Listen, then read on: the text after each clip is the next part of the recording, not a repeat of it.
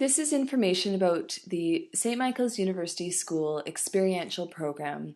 This is a unique program offered to grade 10 students.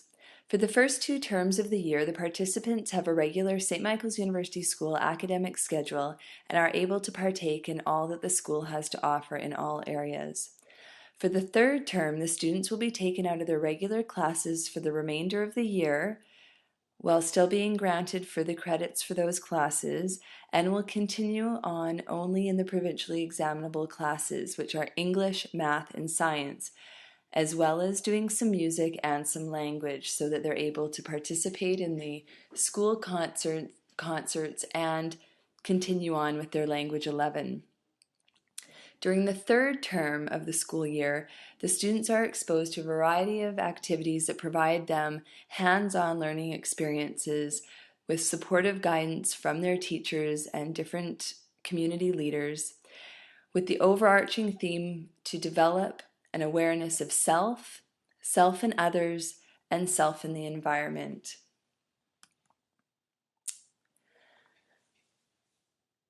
This experiential course incorporates academics, arts, leadership, outdoor education, environmental ethics, and service, using the model of doing, so having some kind of experience, being guided through reflection so students are able to learn and extract all value from that experience, in order to apply their learning about themselves into different situations.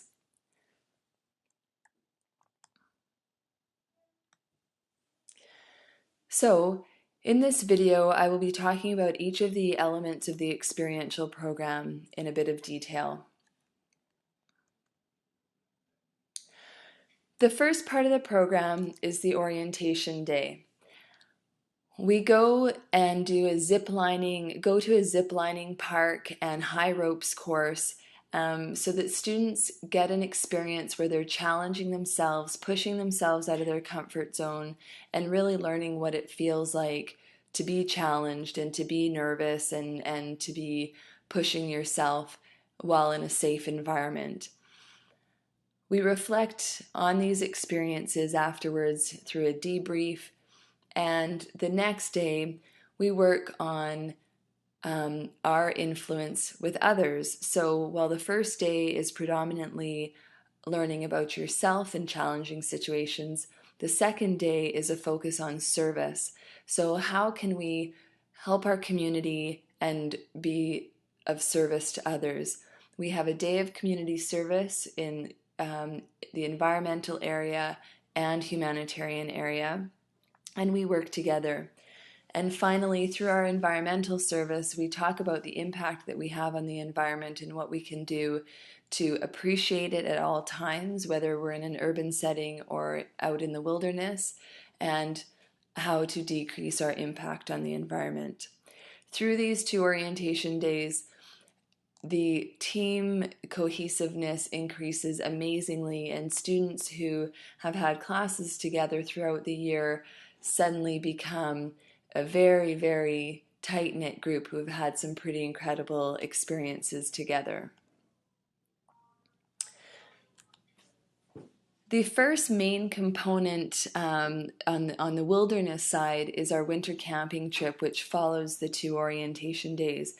We go to Strathcona Park, which is on Vancouver Island, and we do 5 days of winter camping.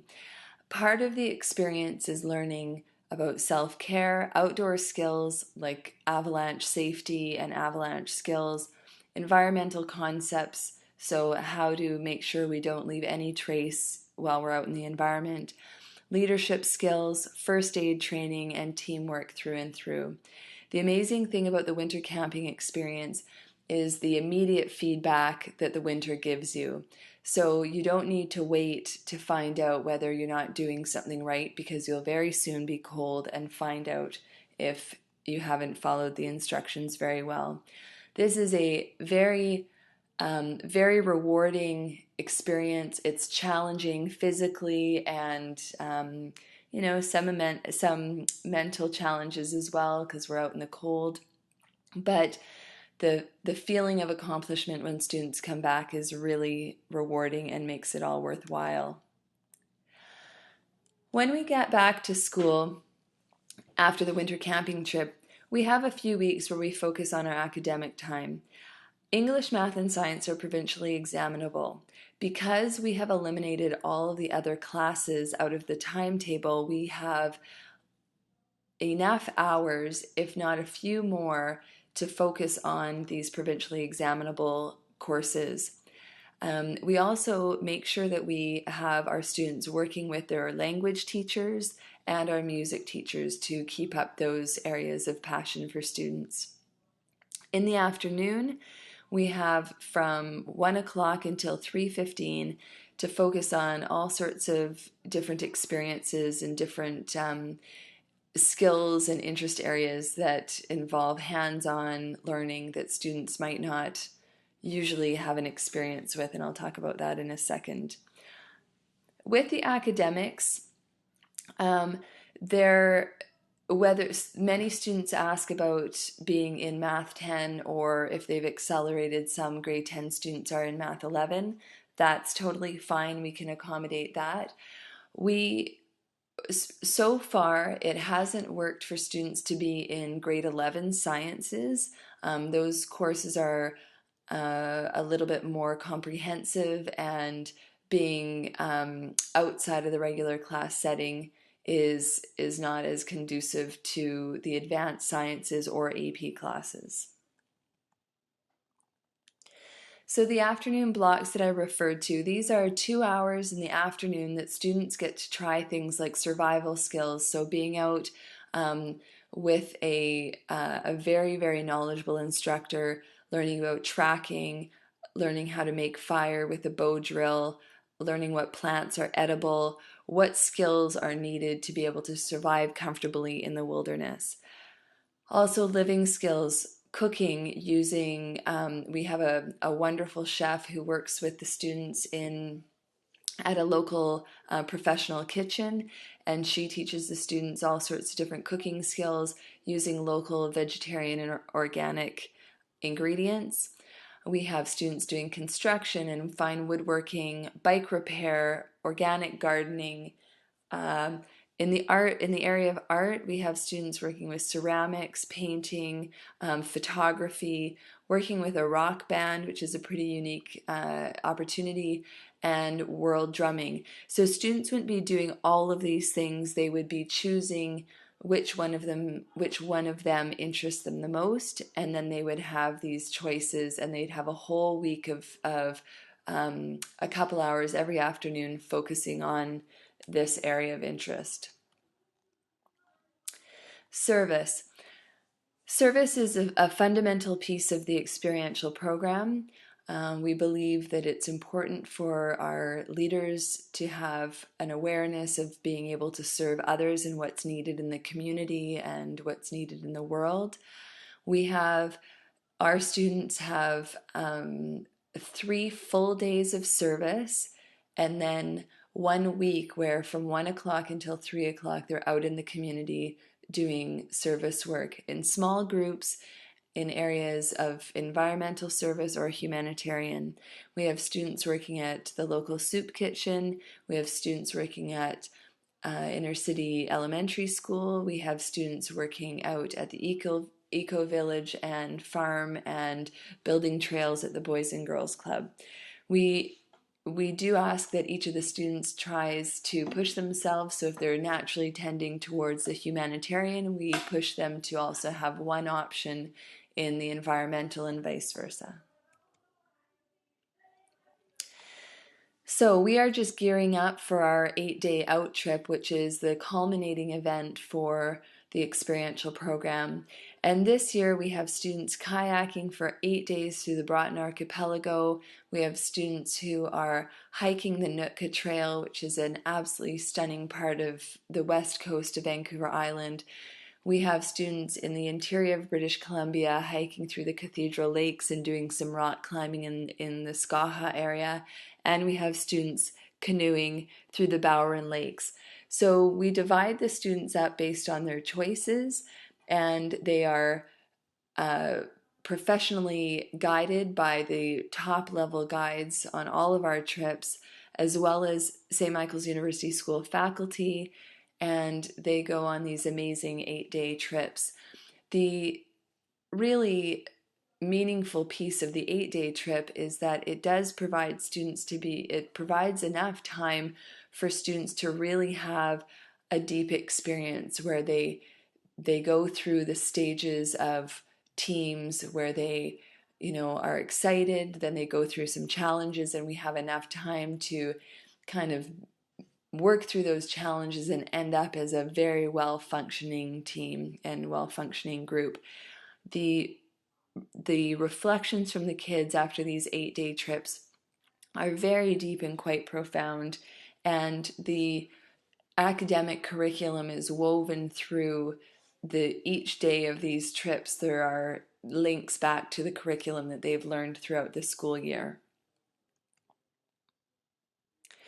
So this is what April looked like this year. You can see the 11th and 12th. It might be a little bit blurry, but those are our orientation days.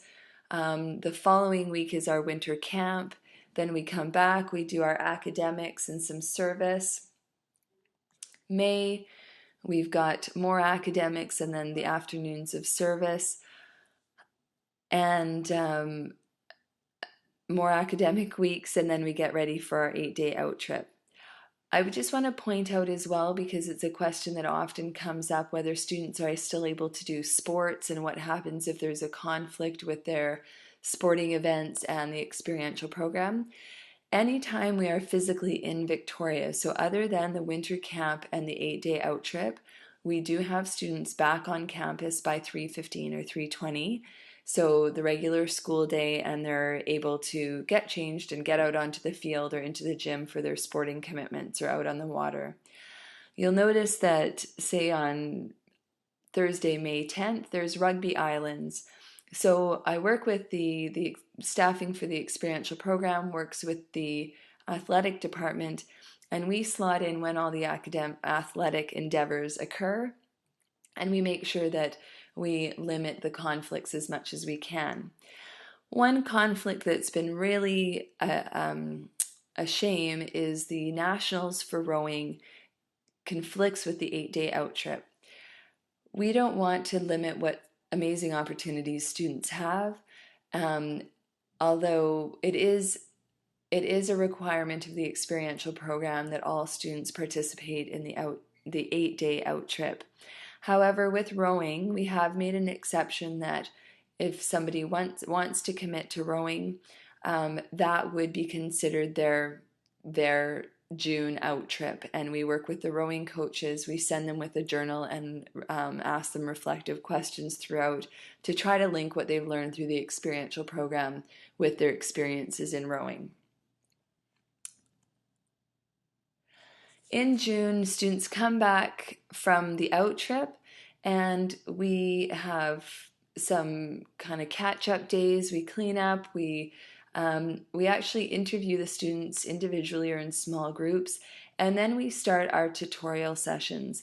So while other students at the school are at home studying for exams, we have all of our students back in classes to have formal tutorial and review sessions that are not optional. They're mandatory for all experiential students. And this is where they meet with their English, math, and science teachers to do review classes, and so that our students are perfectly prepared for the June provincial exams. We have found that the students have been very, very successful in their preparation for the June exams, and we are very confident that statistics have shown us that students are not academically sacrificing anything by being part of this program.